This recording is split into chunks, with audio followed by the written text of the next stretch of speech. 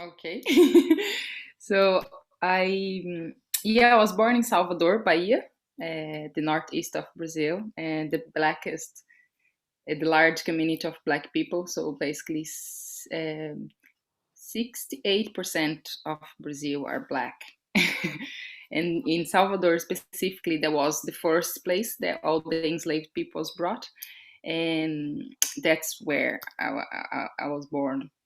But I spent 1 year there only, and my mom and dad moved to Sao Paulo. That was because of the economy. So Sao Paulo was the money capital at the time, and then they just traveled there to try to find a better life. And then I broke the connection with my roots, which would be in Salvador. So then we just live in Sao Paulo trying to survive. Not much money basically. So I went to school. I have four siblings, so we are five in total. Um, and I was the first one to attend college. So and only. Yeah, so you see how it's like you have 300 years of slavery in Brazil, and we still have this side effect now, which black people now is trying to break all these um, patterns that we've been oppressed for so long. I started capoeira when I was 13-year old. My mom went back to Brazil when my dad passed away. Basically, my dad was killed in Sao Paulo, and then you have to go back to Brazil. So a lot of things happens in Brazil, and the violence there, it's massive.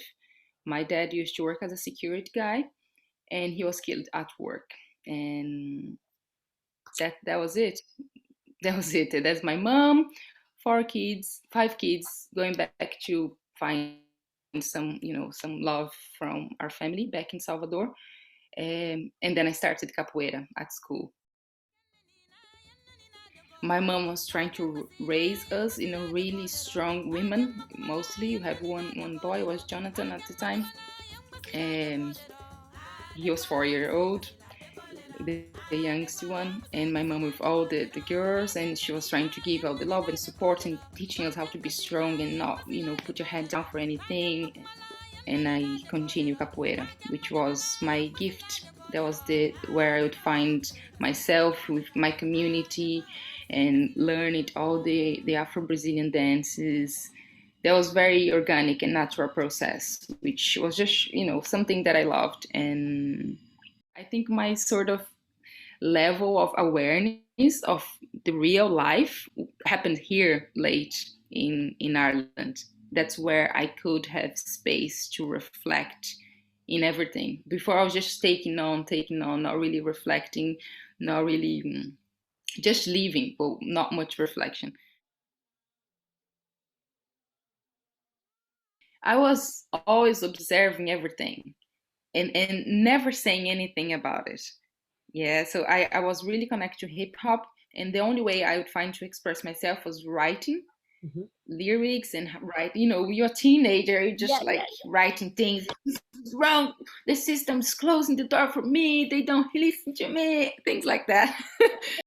And then that Alessandra just start to not saying anything, and I didn't understand what was happening. I just start to silence myself. Dance in capoeira was a way that I could be myself. I could connect to my roots, to all this female power, not really asking anybody opinion about how I should be wearing, what I shouldn't be wearing. And then afterwards, I would understand that my ancestors, they used to wear like this, they used to dress like this, they used to, their hair was their crown. So I was like, oh, that makes sense. Why I've been always like that. But if I listened to them, in a way, I wouldn't allow myself to just be.